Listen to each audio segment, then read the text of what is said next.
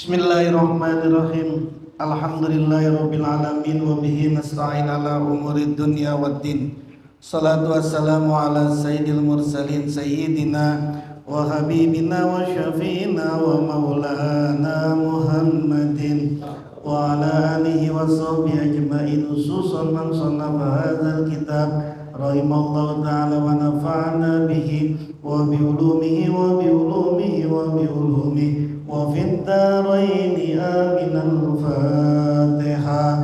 A'udzu billahi Bismillahirrahmanirrahim. Alhamdulillahi rabbil alamin arrahmanir rahim maliki yaumiddin. Iyyaka na'budu wa iyyaka nasta'in ihdinas siratal mustaqim siratal ladzina an'amta 'alaihim ghairil maghdubi 'alaihim waladdallin. Amin.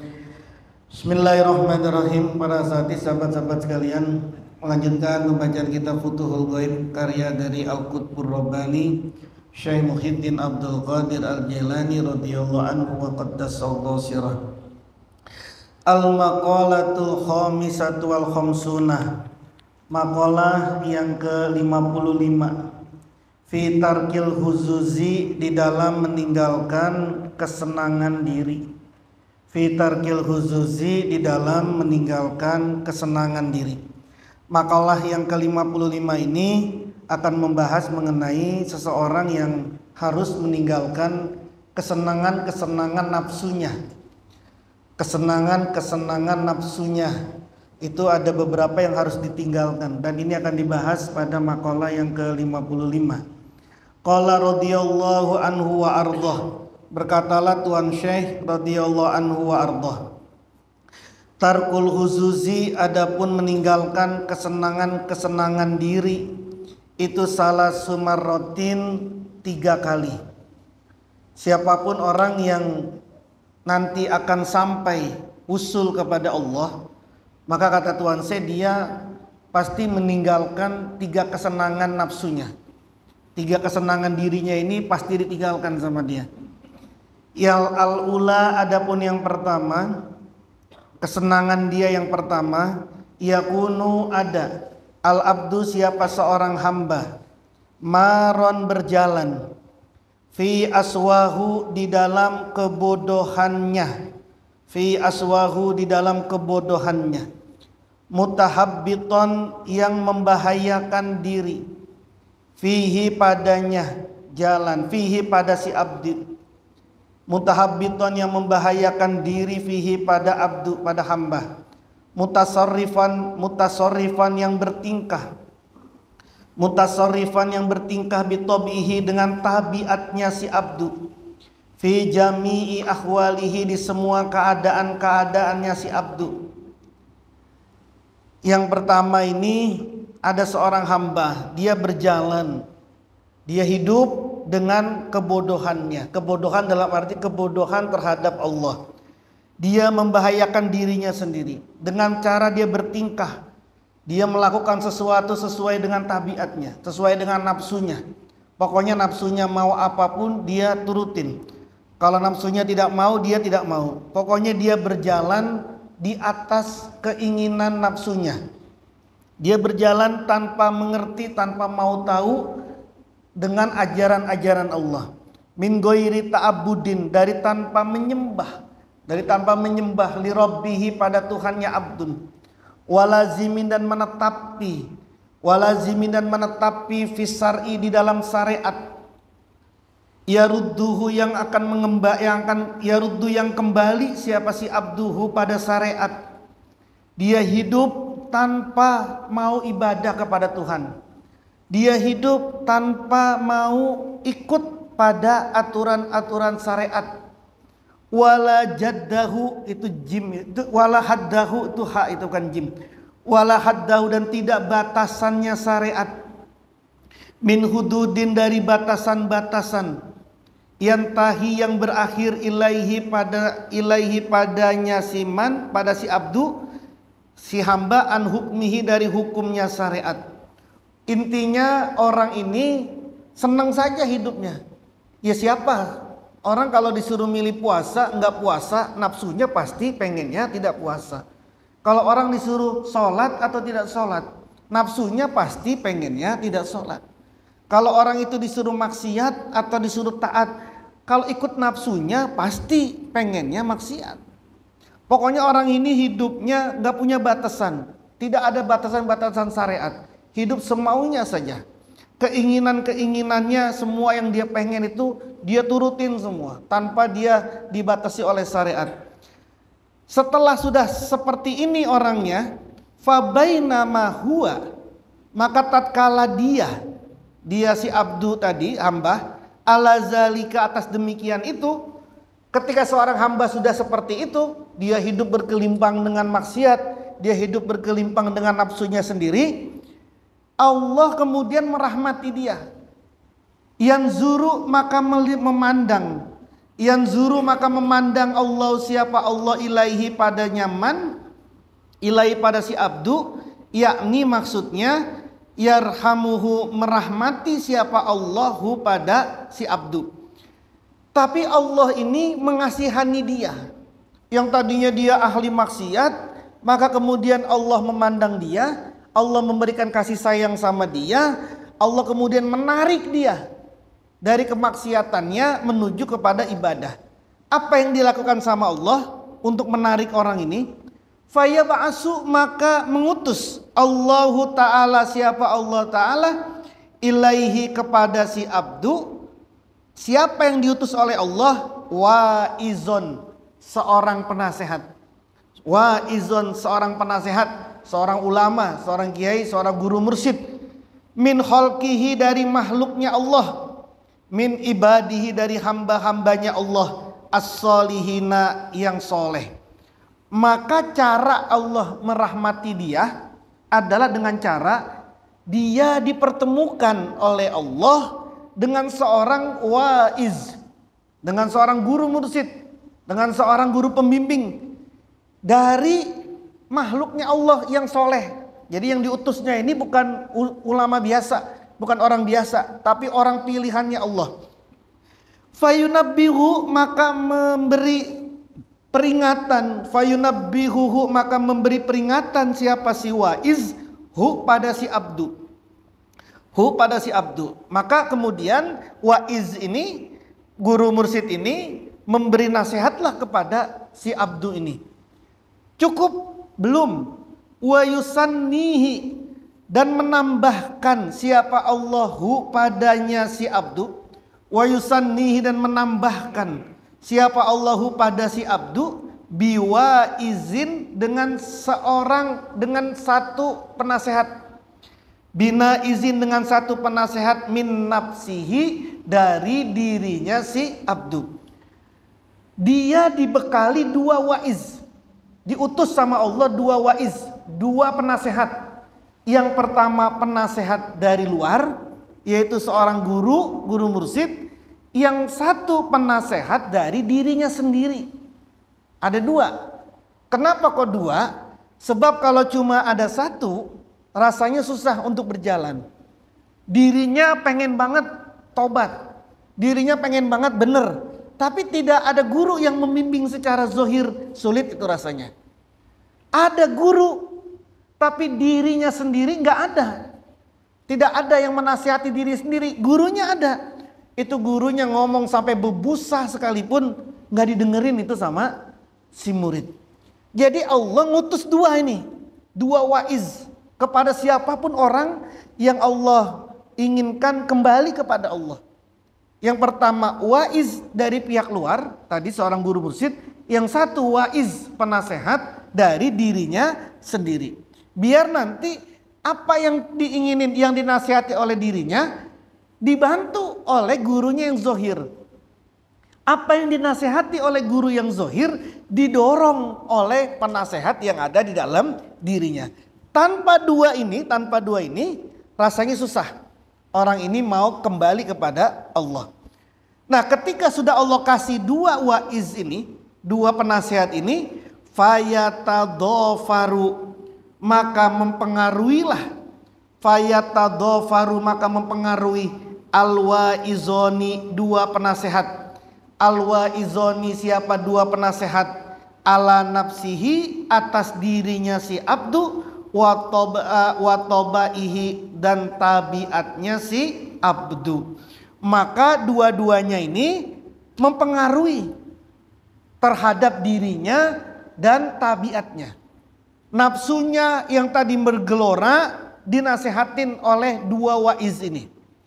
Tindak tanduknya yang tadi ini los tanpa ada syariat dinasehatin, diperingati, dikasih tahu oleh dua waiz ini. Tabiatnya yang tadinya ngawur semau maunya, tabiatnya ini gak ikut aturan syariat, maka kemudian dicegah, dikontrol, direm oleh dua waiz ini. Fata'malu, maka jadi bekerja. Fata'malu, maka jadi bekerja al-mau'izatu, apa nasihat. Al-mau'izatu, apa nasihat, amalaha, pada amalnya, perbuatannya mau'izah. Amalaha, pada perbuatannya mau'izah. Maka nasihat itu jadi bekerja. Nasihat itu jadi bergerak. Kenapa bergerak? Karena dua-duanya nasihatin. Kalau nasihatnya cuma ada satu, maka nasihat itu nggak bergerak itu. Diri, jiwanya, nafsunya, ruhnya menasihati dia. Tapi dia nggak punya guru. Secara zohir nggak bergerak itu nasihat itu. Atau gurunya nasihatin, dirinya nggak ada, dirinya nggak punya. Maka nasihat itu juga tidak bergerak. Karena dua-duanya yang nasihatin, maka bergeraklah, bekerjalah, aktiflah nasihat-nasihat tadi itu. Fatabayyana, maka jadi jelaslah. Fatabayyana, maka jadi jelaslah, indaha, di sisinya nafsihi. Indaha, di sisi nafsi, di sisi nafsunya. Nafsunya si abdu ini. Aibun, apa aib. Aibun, apa aib. Ma, sesuatu. Hiya, yang nafsuhu, fihi, padanya ma, rupanya ma, min rukubi, dari mengendarai, matiyatit tabai, kendaraan tabiat. Min rukubi, dari mengendarai, matiyatit tabai, kendaraannya tabiat. Maka dirinya, nafsunya tadi tuh, yang tadi nggak melihat aib, nggak sholat, tenang saja. Nggak ibadah, nyantai saja. Melakukan dosa, nggak ada rasa penyesalannya. Nggak melakukan kebaikan, nggak ada nyesal-nyesalnya. Menzolimi orang, tenang saja, enak saja. Itu nggak terlihat itu. Tapi ketika sudah bekerja mau'izoh ini, mau'izohnya sudah bekerja karena ada dua waiz ini, maka yang tadi tidak tampak menjadi tampak. Yang tadinya itu ninggalin sholat ini cuek aja, sekarang jangankan ninggalin sholat, ketinggalan sholat 5 waktu aja, ketinggalan tepat waktu saja, ketinggalan tepat waktu sholat aja, itu udah nggak enak, udah aib itu. Tidak melakukan kebaikan itu udah aib itu. Udah melakukan keburukan, melakukan keburukan sedikit aja, itu udah menyesal, udah nampak banget itu. Aib itu udah kelihatan. Yang tadinya tidak kelihatan menjadi kelihatan. Ini kan proses yang banyak sekali terjadi sama orang. Banyak sekali para wali-walinya Allah yang mengalami ini tadi. Yang tadinya itu orangnya lost control, tidak punya kontrol apapun. Maka kemudian mendapati seorang guru, lalu kemudian dia sampai kepada tahap ini. Kan dia yang pertama tadi meninggalkan kesenangannya. Yang tadinya nafsunya ini pengen senang-senang terus, maka kemudian dia harus meninggalkan itu kan. Ditinggalin semua kesenangannya itu. Yang tadinya dia malas sholat, kemudian jadi senang sholat. Ditinggalin semua kesenangan-kesenangan nafsunya itu. Kan seperti ini apa prosesnya. Dan banyak sekali wali-walinya Allah itu yang mengalami proses seperti ini. Banyak. Para sahabat juga banyak yang mengalami proses-proses seperti ini. Yang dulunya ini ahli maksiat, maka kemudian dapat rahmatnya Allah. Bahkan menjadi walinya Allah. Yang tadinya tidak kelihatan itu aib, aibnya itu tidak kelihatan, maka kemudian dia menjadi kelihatan. Sangat tampak sekali kelihatan. Persis dalam gambaran cermin. Dulu dia cerminnya kotor, cerminnya itu berkarat, sehingga ketika dia bercermin nggak kelihatan aibnya, nggak kelihatan kotor wajahnya ini. Kenapa? Karena cerminnya juga kotor. Giliran cerminnya ini sudah bersih, sudah baru seperti baru lagi, maka ketika dia ngaca ada titik hitam aja di wajahnya sedikit, itu udah kelihatan dan itu udah gelisah. Persis kayak emak-emak, ada titik di sini nih, udah pengennya udah di laser aja. Udah di laser aja. Ada kantong matanya sedikit, itu pengennya udah diapain saja. Itu persis kayak begitu. Kalau orang sudah sampai kepada tingkatan ini, ada aib itu. Yang aib itu sebenarnya, udahlah maklum nama itu sesuatu yang biasa. Tapi bagi dia nggak biasa. Gitu. Udah nggak biasa. Ada sesuatu di wajahnya aja. Udah pokoknya pengennya di laser aja. Bekarat sedikit ya, berkerut sedikit aja dah. Pengennya ditarik lagi gitu. Kan seperti itu. Kenapa? Karena kelihatan. Kalau kemudian cerminnya ini buruk, nggak kelihatan itu. Nah, itu yang dialami oleh orang-orang seperti ini. Maka saking bersihnya, sekecil apapun aib yang ada dalam dirinya terlihat sama dia. Bahkan yang dianggap itu bukan aib menjadi aib bagi dia. Itu yang sering kita ceritakan bagaimana caranya si Al-Imam Syiri As-Sakoti 30 tahun istighfar gara-gara mengucapkan alhamdulillah. Gara-gara mengucapkan alhamdulillah mohon ampun 30 tahun itu. Kenapa? Karena tokonya dia tidak ikut terbakar. Padahal pasar itu kebakaran, rukonya doang yang gak kebakaran. Lalu dia mengucapkan alhamdulillah toko saya gak kebakaran. Kan biasa sih kayak gitu. Yang lain kebakaran, alhamdulillah toko saya nggak kebakaran. Gara-gara ngucapin begitu, beliau minta ampun itu. Mohon ampun istighfar sama Allah itu. Saking apa itu? Saking bersihnya dia itu. Saking nyata banget. Sesuatu yang menurut orang banyak itu bukan aib, tapi di pandangannya itu adalah aib. Kenapa? Kok saya egois banget ya? Kok dipikir saya ini selamat terus rezeki, terus kemudian yang dapat musibah tidak dapat rezeki. Padahal orang yang dapat musibah itu pahalanya bisa lebih besar daripada yang tidak dapat musibah. Sudut pandangnya sudah beda dan itu terlihat. Nah, maka orang yang seperti ini tadi aibnya ini sudah terlihat ini, bahwa dia menaiki kendaraan tabiat. Wal makhofati dan takut, wal makhofati dan rasa takut. Fatamilu maka condonglah apa nafsuhu. Fatamilu maka jadi condonglah apa nafsuhu ila syar'i kepada syariat. Condong sudah dia kepada syariat. Kenapa? Karena sudah ngerti yang mana yang salah, yang mana yang benar. Condong kepada syariat itu fi jami'i tasarrufatiha, di semua tindak tanduknya nafsu. Semua tindak tanduknya dia terjaga betul sekarang sesuai dengan syariat. Sesuai dengan syariat. Bukan sesuai dengan sunnah ya, sesuai dengan syariat. Kadang-kadang orang baru hijrah ini ngomong-ngomong dikit-dikit sunnah, dikit-dikit sunnah. Nggak mau ngelakuin begini, kenapa? Nggak ada dalilnya ini mah, saya mah ikut sunnah. Sunnah saja. Jadi kadang-kadang jadi malah membatas. Yang tadinya begini kemudian dipikir aib, dipikir tahlilan itu aib, dipikir tahlilan itu adalah dosa, dipikir ziarah kubur itu dosa, maka kemudian merasa sudah taubat, lalu kemudian terlihat yang dulunya ziarah kubur, enggak, ini mah haram, bukan sunnah Rasul. Pokoknya semuanya berdasarkan sunnah. Ini berdasarkan syariat. Berdasarkan syariat. Gitu ya. Jadi fatamilu ila syar'i. Dia berjalan berdasarkan dengan syariat. Syariat itu lebih umum daripada fikih. Salat namanya syariat. Salat syariat nih, salat zuhur, salat maghrib syariat. Tapi salatnya pakai kunut atau tidak pakai kunut, itu namanya fikih, bukan syariat. Salat wajib membaca Fatihah, syariat itu baca Fatihah. Tapi baca bismillah atau enggak baca bismillah, Fatihahnya itu bukan syariat, itu namanya fikih. Jadi syariat itu yang umum. Yang turunannya ini disebut dengan fikih. Nah, fikih pasti terjadi beda pendapat. Yang mengatakan A, yang mengatakan B. Kenapa? Fikih itu pasti begitu. Kita ini punya 4 mazhab. Oh, itu aja udah punya 4 mazhab.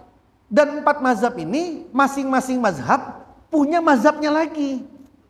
Mazhab Syafi'i. Mazhab Syafi'i itu beda-beda. Nanti Imam Rafi'i beda sama Imam Nawawi, sama Imam Subuki. Beda-beda pendapatnya. Padahal sama-sama mazhab Syafi'i. Tapi karena urusan seperti ini, maka kemudian dia menganggap ini syariat. Sehingga ketika ada orang melakukan ini, maka dianggap tidak ikut sunnah. Tidak dianggap tidak ikut sunnah. Padahal pendapat ini juga berdasarkan sunnah, berdasarkan hadis. Imam Syafi'i tidak mungkin mengambil dalil tanpa menggunakan Quran dan hadis. Kemudian kita mengikuti itu, kata mazhab yang lain, oh itu bukan sunnah itu. Kalau bukan sunnah, ya berarti salah. Padahal itu bukan, itu fikih, beda dengan syariat. Nah, ini perlu betul-betul dipahamin sama kita semua agar tidak terus terjebak. Sehingga tidak ikut terjebak dengan persoalan-persoalan seperti ini. Kemarin ketika saya haji itu, berapa kali itu jamaah-jamaah itu, nah, saya pengennya haji sunnah Rasul, sunnah Nabi. Pokoknya saya mau melakukan ini ukuf, mabit, pokoknya semua sesuai sunnah Nabi. Terus saya bilang, Anda tahu nggak bedanya sunnah dengan hadis? Apa bedanya sunnah dengan hadis? Apa yang nggak tahu? Oh, kalau nggak tahu begini, sunnah itu sesuatu yang sering dilakukan sama Nabi. Itu sunnah. Kalau Nabi itu bilang, tapi itu tidak dilakukan secara terus menerus, tapi Nabi mengajarkan itu tidak sampai ke sunnah. Sunnah itu Nabi ngomong, tapi Nabi berulang-ulang ngerjain itu sampailah kepada tahapan sunnah. Lalu kemudian pertanyaannya adalah, Nabi berapa kali sih berangkat haji? Emang tiap tahun Nabi berangkat haji? Nabi itu cuma 1 kali berangkat haji. Dan itu itu sekaligus haji wada. Jadi Nabi itu baru cuma sekali berangkat haji itu. Jadi kalau yang hajinya berulang-ulang namanya bid'ah. Kayak gitu kan. Nabi aja sendiri gitu. Jadi gak bisa ini terus kemudian dibilangin kayak begini. Ya jadi gitu ya. Maka katakan di sini, fatamilu ila syar'i, condong dia kepada syariat. Bukan kepada sunnah, bukan kepada fikih. Fi ma'kalihi, di dalam makannya, wa masrobihi dan minumannya, wa malbasihi dan pakaiannya, wa mankahihi dan pernikahannya, wa maskanihi dan rumahnya, wa jami'i ma dan semuanya sesuatu, la budda yang wajib yang pasti minhu darinya, maka dia melakukan makanannya sesuai syariat, minumannya, tempat minumannya, pakaiannya, pernikahannya, tempat tinggalnya, dan semuanya sesuai syariat, bukan sesuai fikih. Tadi kalau sesuai fikih, wah berarti cara makannya kalau dulu pakai sendok, Nabi nggak pernah pakai sendok, pakai 3 jari. Berarti sekarang makannya pakai 3 jari. Nanti ketemu sama sop ayam, sama soto ayam, ya sudah makan pakai 3 jari, makan mie pakai 3 jari gitu.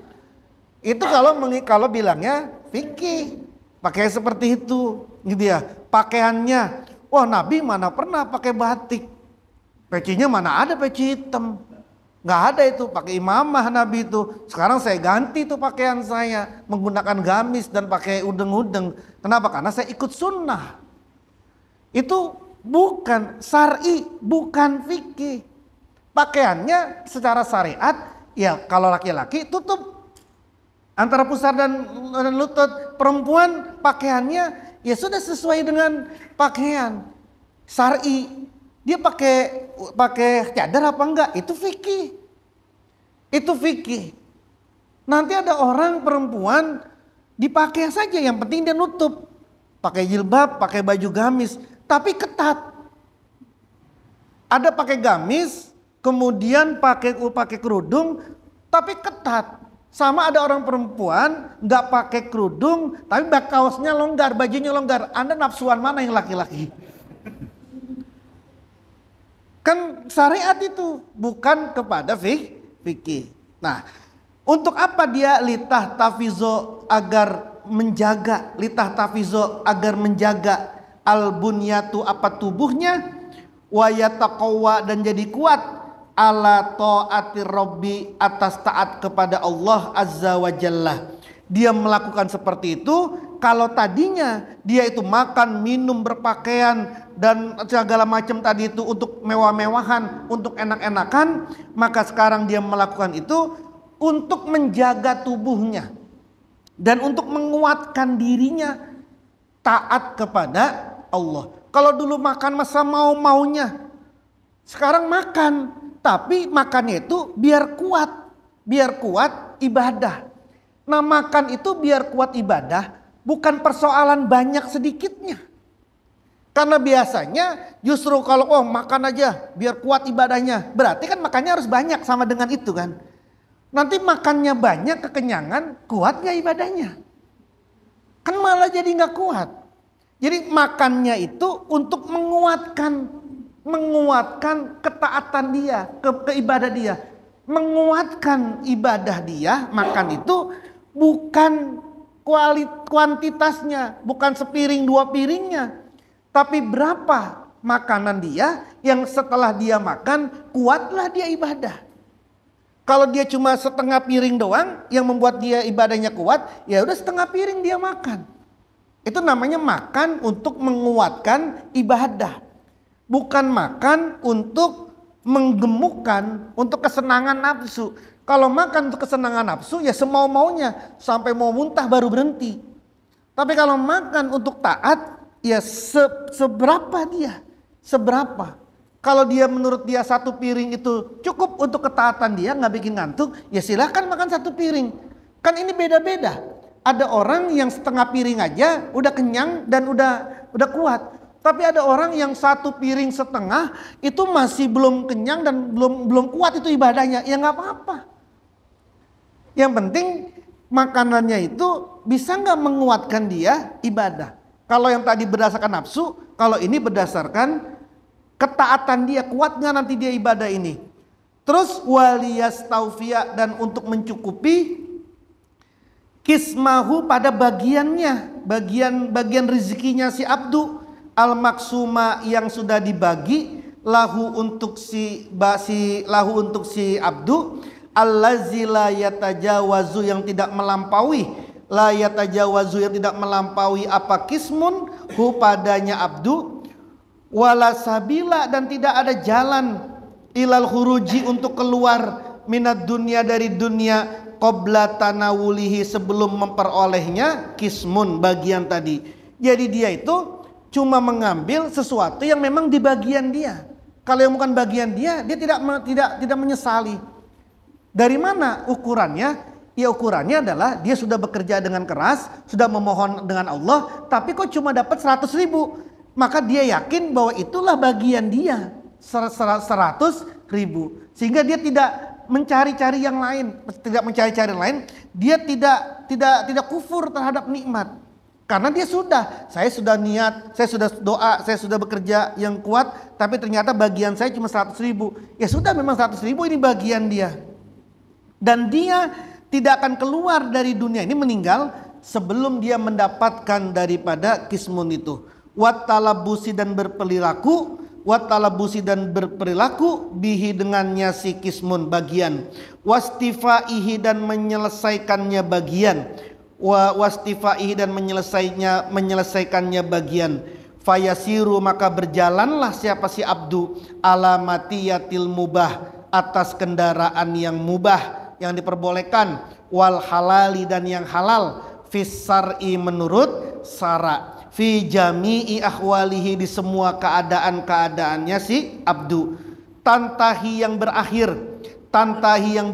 bihi dengannya abdu, hazihil matiyatu apa kendaraan ini, ila atabatil wilayati kepada tingkatan kewalian, wadduhuli dan masuk fi zumratil muhaqqiqin di golongan orang-orang yang ahli hakikat, fi zumratil haqiqin muhaqqiqin di dalam golongannya orang-orang yang ahli hakikat, wal khawasi dan orang khusus, wal khawasi dan orang-orang khusus, ahlil azimah yaitu ahlil azimat, orang yang punya ketekunan, kekuatan hati, muridil haqqi orang-orang yang menghendaki kebenaran, muridil haqqi orang-orang yang menghendaki kebenaran, fayaqulu maka makan siapa si abdu bil amri dengan sebuah perintah. Maka kalau sudah seperti itu, dia yang tadinya matiyatul nafsi, matiyatul tobai, dia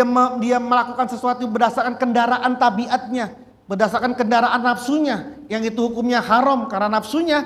Sekarang dia naik kendaraan dengan kendaraan yang mubah, dengan kendaraan yang halal menurut syariat. Makanannya sudah yang mubah, yang halal, semuanya segala macam yang dia lakukan semuanya sudah berdasarkan syariat. Kalau sudah seperti ini, maka dia akan berakhir sampailah dia kepada atabatil wilayah. Apa tingkatan orang-orang yang dicintai oleh Allah? Saat itu dia sudah masuk ke dalam golongan orang-orang yang dicintai oleh Allah, orang-orang yang orang-orang yang dihususkan oleh Allah Subhanahu wa taala. Sampai di sini dia baru sampai kepada satu tingkatan. Nanti setelah ini dia naik lagi ke tingkatan kedua, meninggalkan yang ada di sini, lalu kemudian nanti terakhir ke tingkatan yang ketiga. Dia meninggalkan ini sampai kemudian meninggalkan yang terakhir. Disitulah orang yang sudah di makom ahlul ma'rifah, orang yang sudah wusul kepada Allah Subhanahu wa taala. Wallahu a'lam bishawab. Al-Fatihah. A'udzubillahi minasyaitonirrajim. Bismillahirrahmanirrahim. Alhamdulillahirabbil alamin arrahmanir rahim maliki yaumiddin iyyaka na'budu wa iyyaka nasta'in ihdinas siratal mustaqim siratal ladzina an'amta 'alaihim ghairil maghdubi 'alaihim waladdallin amin. Mohon ziyadahnya, alhamdulillah tadi sore sahabat kita Roma itu alhamdulillah baru punya anak lahiran tadi sore, laki-laki, selamat sehat, dan kita doakan mudah-mudahan emaknya, ibunya segera dipulihkan oleh Allah, anaknya menjadi anak yang soleh. Allahumma faqihu fid din wa alimhu fit ta'wil. Allahumma faqihu fid din wa alimhu ta'wil. Allahumma faqihu fid din wa alimhu ta'wil. Al-Fatihah. A'udzubillahi minasyaitonirrajim. Bismillahirrahmanirrahim. Alhamdulillahirabbil alamin arrahmanirrahim maliki yaumiddin iyyaka na'budu wa iyyaka nasta'in ihdinas siratal mustaqim siratal ladzina an'amta 'alaihim ghairil maghdubi 'alaihim waladdallin amin. Bismillahirrahmanirrahim. Allahumma sahhan sahhan sahhan wa hanbahana min la yubsarun waj'alna min baini aydihim saddan wa min khalfihim فَأَغْشَيْنَاهُمْ فَهُمْ لَا يُبْصِرُونَ كَافْهَا يَا عَيْنُ صَادْ هَا مِيم عَيْنٍ سِين قَافٌ لَا يَصَدَّعُونَ عَنْهَا وَلَا يُنزِفُونَ يَا رَبُّ يَا رَبُّ يَا رَبُّ وَلَا حَوْلَ وَلَا قُوَّةَ إِلَّا بِاللَّهِ الْعَلِيِّ الْعَظِيمِ. اللهم صاحًا صاحًا صاحًا وأنبأنا مما يبصرون وجعلنا من بين أيديهم سدا ومن خلفهم سدا فأغشيناهم فهم لا يبصرون كافها يا عين صاد ها ميم عين سين قاف لا يصدعون عنها ولا ينزفون يا رب يا رب يا رب ولا حول ولا قوة إلا بالله العلي العظيم. اللهم صاحًا صاحًا صاحًا وأنبأنا مما يبصرون وجعلنا من بين أيديهم سدا ومن خلفهم سدا فأغشيناهم فهم لا يبصرون كافها يا عين صاد ها ميم لا يصدعون عنها ولا ينزفون يا رب يا رب يا رب ولا حول ولا قوة إلا بالله العلي العظيم. بسم الله الشافي بسم الله الكافي بسم الله المعافي بسم الله الذي لا يضر مع اسمه شيء في fil ardi wala fis samai wa huwas samiul alim. Bismillahir syafi, bismillahil kafi, bismillahil maafi, bismillahilladzi la yadurru ma'asmihi syai'un fil ardi wala fis samai wa huwas samiul alim. Bismillahir syafi, bismillahil kafi, bismillahil maafi, bismillahilladzi la yadurru ma'asmihi syai'un fil ardi wala fis samai wa huwas